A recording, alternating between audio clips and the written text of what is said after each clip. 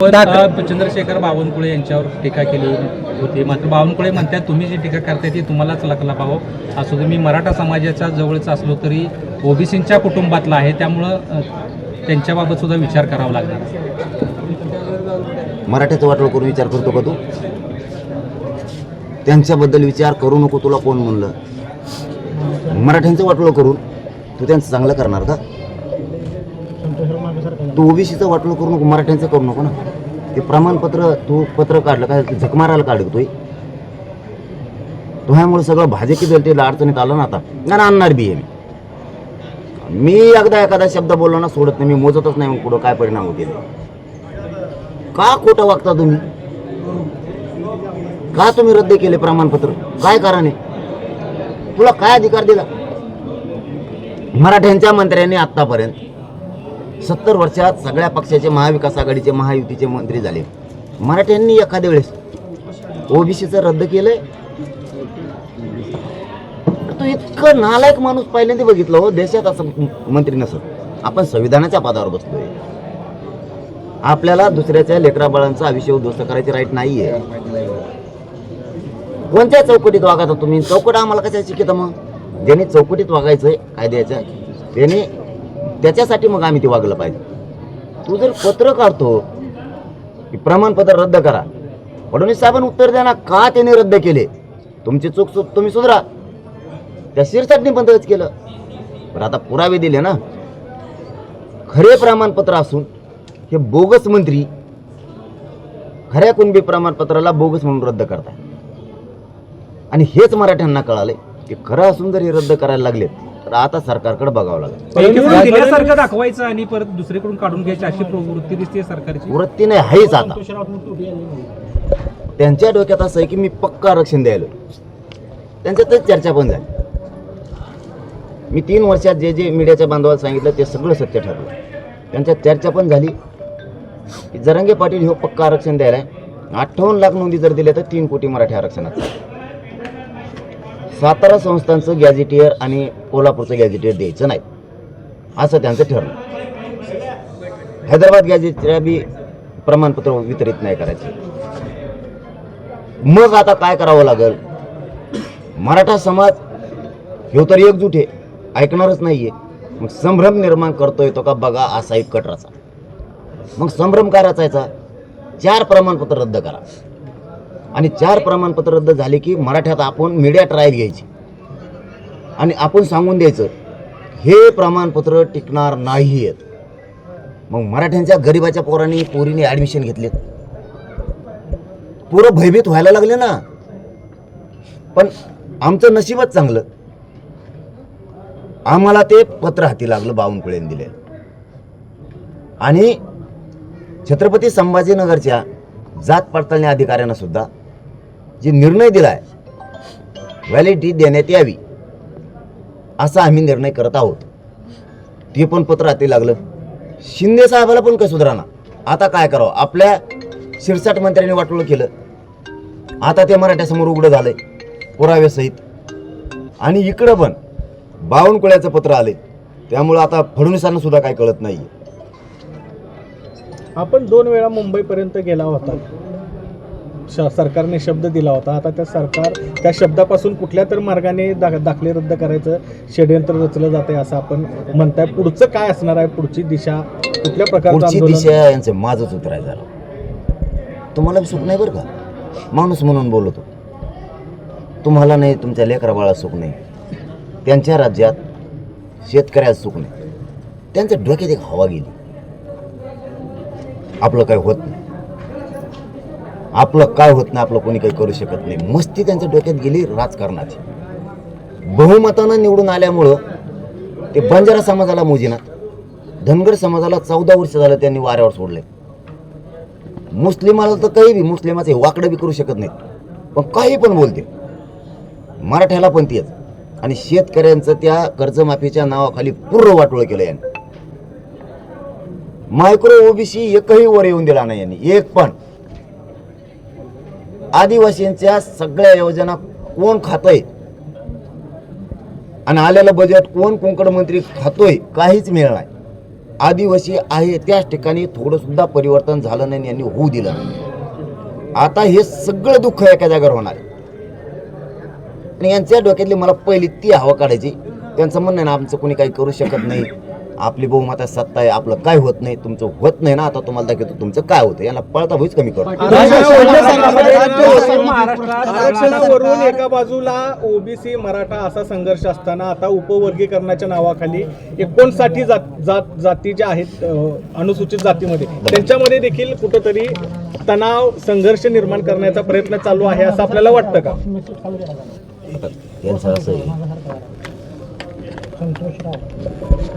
त्यांचं असं आहे की त्यांना साध्य करायचं असलं ना ते कुठलाही डाव टाकतात.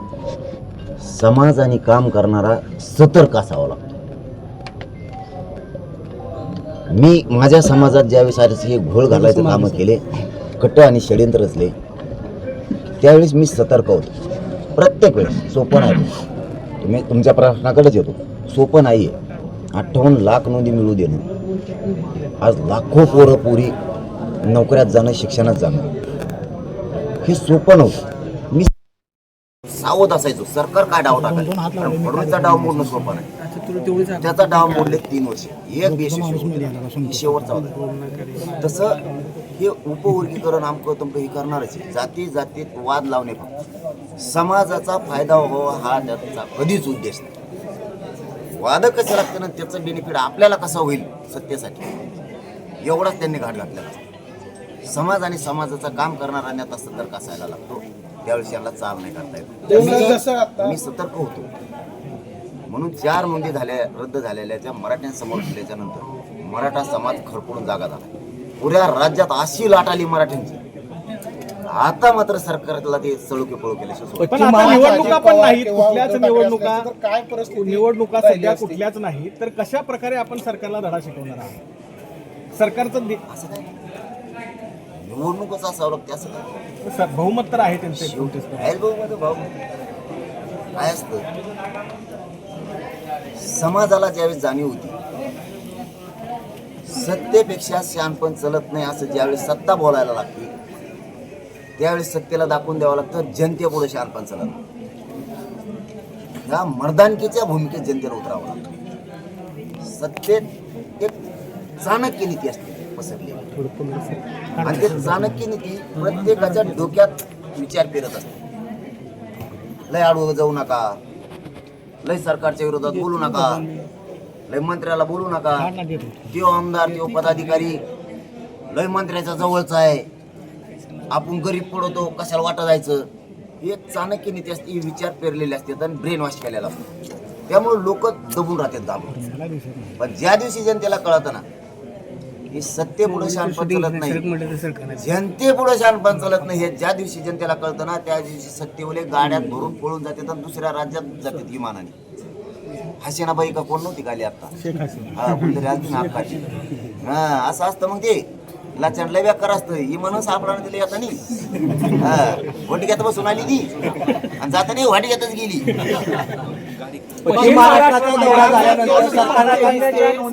सापडण्यासाठी काय आता रणनीती असणार आहे? कारण 1 वर्षापासून तुम्हाला फक्त आश्वासन दिलं जातं गॅझेटियर बाबत लागू करू, मात्र अद्याप याबाबत काही निर्णय होत नाही. काय सरकारला सांगायचं? षडयंत्र प्लॅन उद्ध्वस्त झाला. त्यांच्या डोक्यात होतं की 58 लाख नोंदी द्यायच्या आणि सातारा आणि कोल्हापूर पुणे औंध गॅजेटचं GR नाही द्यायचं. का तर एकट्या कोल्हापूरच्या संस्थांमध्ये 3,85,000 नोंदी, 6.5 लाखाच्या आसपास मराठा समाज आरक्षणात. सरकारला असं वाटतंय की मराठी मोठे नाही होऊ द्यायचे, मराठ्यावर अन्याय करायचा. मग बावनकुळ्याच्या माध्यमातून मराठ्यावर अन्याय सुरू. ते बावनकुळ्याचा काहीच गरज नाही, त्याचं आमचं काहीच नाही हो का. मीडियाच्या बांधवाने बऱ्याच वेळेस ऐकलं असेल की मी म्हणायचो बावनकुळे साहेब चांगला आहे, सांगितलेले कामं शेतकऱ्याची हे ते करायचं. याला काय आवडतं सुचली असं घेणं नाही देणं नाही. प्रचंड नारळ फोडीत असून सध्या भुजबळ बरं झालं हो हे त्याच्या गळ्यातलं फडं गुतलं म्हणून. भुजबळ सगळ्यात जास्त खुश असणार आहे. प्रत्येक देवाला नारळ फोडत असून त्र्यंबकेश्वरला, याला त्याला, काली आईला, सगळ्याला. घरात बाबा नाही तर त्याला सुद्धा फोड असते. ही रिअल आहे. याला काय आवडतं सुचली मराठा समाज बी याच्यावर नाराज नव्हता. काहीच गरज नसताना देण्याची झक मारून ठेवली आणि आमच्या नोंदी रद्द केल्या. यांचा प्लॅन मी नाही यशस्वी होऊ देत. काही काळजी करायची गरज नाही. किती प्लॅन लावा फडणवीस साहेब, समोरून मनोज जरांगे लक्षात ठेवा. मला द्या दुपारा आयरनात चुऱ्या मावळीन मी, त्या दुपारा आयरनात चुऱ्या मावळीन, पण तुम्हाला पळता भुई कमी करी. तुम्ही माया नाही लागू नका. परिस्थिती असली असती आणि दाखल्याबाबत काय प्रश्न असतील ते बसून सोडवले जातील, तर मनोज जरांगे पाटलांनी त्याबाबत भूमिका काय असं उद्या सामंतांनी काल स्टेटमेंट दिलेलं आहे. भैया काय करणार ते एकटा मरमर करू. आता तिकडून मरमर कोण करतंय? लाडबू मरमर करतंय. इकडून उदय सामंत साहेब, शंभूराजे साहेब काय म्हणतात ना, आडतच नाही कडून देणारा देवानच द्याय नाही. काय करणार आहेत ते तरी. आम्ही कधी त्यांच्यावरती नाराजी व्यक्त केली, पण शिंदे साहेबाला, उदय सामंत साहेबाला ही गोष्ट कळायला पाहिजे की आपल्या मंत्र्यांनी चूक केली ती आपण दुरुस्त केली पाहिजे. मराठ्याचा एक मोठा वर्ग त्यांच्या पाठीमागे तो जर तुटला ना, पुरं त्यांचा पक्षच उड्यावर पडेल, पुरा पक्ष. अजितदादाचं जे म्हणतायत ना, हे बघा, दादा दादा होते आणि हयात नसणाऱ्या माणसांबद्दल नाही बोलत. काय असतं, आज त्यांचं कुटुंब समजा दुःखातून जातं. आज आपण त्यांना साथ दिली पाहिजे, बळ दिलं पाहिजे, शब्दाचा त्यांना धीर दिला पाहिजे. आज त्या माणसाने कधी कुणी पण नाही केली आरक्षण, कधीच कुणी नाही. त्यामुळे आपलं कर्तव्य आपण पार पडतो. दादाच्या पश्चात त्यांच्या कुटुंबाला शब्दाचा घोण आपण बळ दिलं पाहिजे. ते मराठा समाज करतो. बावनकुळेच्या राजीनाम्यासाठी आपण आग्रह सांगा. तुम्ही एक बावनकुळेचा राजीनामा घेण्यासाठी आपण दबाव टाकतो सरकारवरती.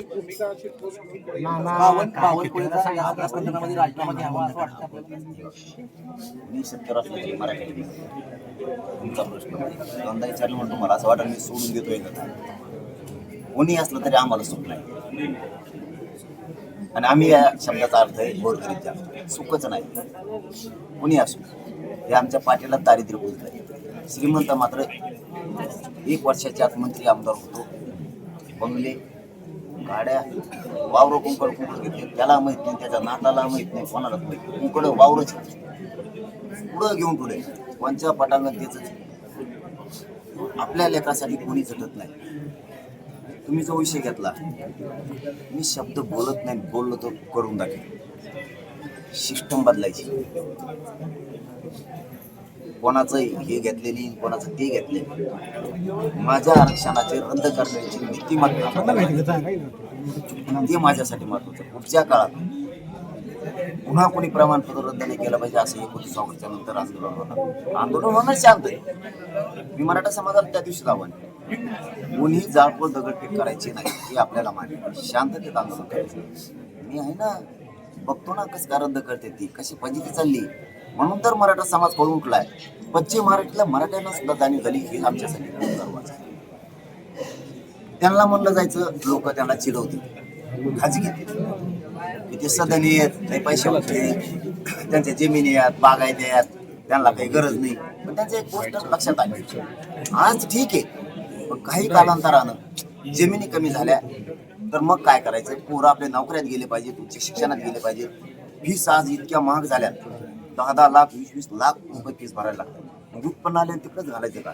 ते मागं पडतील ना पैसे. आरक्षणासाठी लढलं पाहिजे. पश्चिम महाराष्ट्र सुद्धा एक आला, हे लय गर्वाची गोष्ट. तुटून पडल्या पश्चिम महाराष्ट्र. आता तुम्ही बघताय, तुम्हाला खोटं बोलणं सोपं नाही भाऊ. तुमचा मीडिया समज असतोय. ते काय ते म्हणलं ना, लय गर्दी होती, त्यामध्ये ती लोक होती. त्यामुळं खोटं नाही बोलायचं.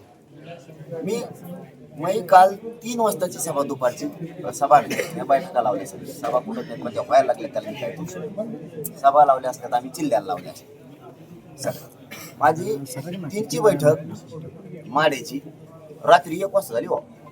इथं आले 4 वाजले आम्हाला पाठ. ही मराठा समाजाची जी लाट उसळली ना, बावनकुळ्यांनी शिरसाटणी केलेल्या मराठ्यांवरती अन्याय, त्याचा सूडच मराठी उगवणार आहे. परवाच्या प्रेसमध्ये तुम्ही एकनाथ शिंदेंना म्हणला की तुमच्यावरचा गद्दारीचा डाग मराठ्यांनी जीवाचं रान केलं सुद्धा. आता त्या गोष्टीचा परिणाम कुठं तर भाजपमधून एकनाथ शिंदेचं खच्चीकरण करण्यासाठी अशा पद्धतीचे दाखले बाद करून त्यांना टार्गेट केलं जातं का, जेणेकरून मराठा समाज त्यांच्यापासून दूर जावं? त्यांचा मंत्र्यांनी नाही केलं. शिरसाट कोणाचा? शिरसाट कोणाचा आहे?